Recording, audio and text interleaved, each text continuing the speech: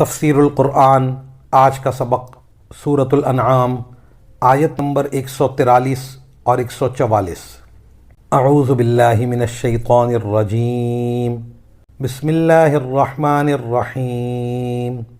ثمانیۃ ازواج من الضأن اثنین ومن المعز اثنین، قل آذکرین حرم ام الانثیین ام اشتملت علیہ ارحام الانثیین، نبئونی بعلم ان کنتم صادقین۔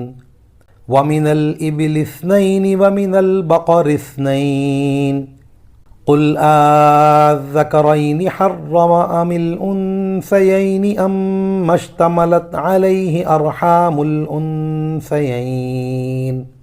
ام کنتم شہداء اذ وصاکم اللہ بہذا، فمن اظلم ممن افترى علی اللہ کذبا لیضل الناس بغیر علم، ان اللہ لا یہدی القوم الظالمین۔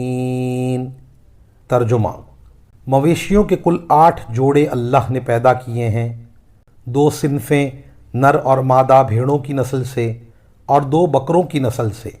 ذرا ان سے پوچھو کہ کیا دونوں نروں کو اللہ نے حرام کیا ہے، یا دونوں مادہ کو، یا ہر اس بچے کو جو دونوں نسلوں کی مادہ کے پیٹ میں موجود ہو؟ اگر تم سچے ہو تو کسی علمی بنیاد پر مجھے جواب دو۔ اور اسی طرح اونٹوں کی بھی 2 صنفیں نر اور مادہ اللہ نے پیدا کی ہیں، اور گائے کی بھی 2 صنفیں۔ ان سے کہو کہ کیا دونوں نروں کو اللہ نے حرام کیا ہے، یا دونوں مادہ کو، یا ہر اس بچے کو جو دونوں نسلوں کی مادہ کے پیٹ میں موجود ہو؟ کیا تم اس وقت خود حاضر تھے جب اللہ نے تمہیں اس کا حکم دیا تھا؟ اگر نہیں، اور یقیناً نہیں، تو پھر اس شخص سے بڑھ کر ظالم کون ہوگا جو اللہ پر اس لیے جھوٹ باندھے تاکہ کسی علمی بنیاد کے بغیر لوگوں کو گمراہ کر سکے۔ حقیقت یہ ہے کہ اللہ ظالم لوگوں کو ہدایت تک نہیں پہنچاتا۔ ان آیات کا مطلب یہ ہے کہ تم لوگ کبھی نر جانور کو حرام قرار دے دیتے ہو، کبھی مادہ جانور کو، حالانکہ اللہ تعالیٰ نے یہ جوڑے پیدا کرتے وقت نہ نر کو حرام کیا تھا نہ مادہ کو۔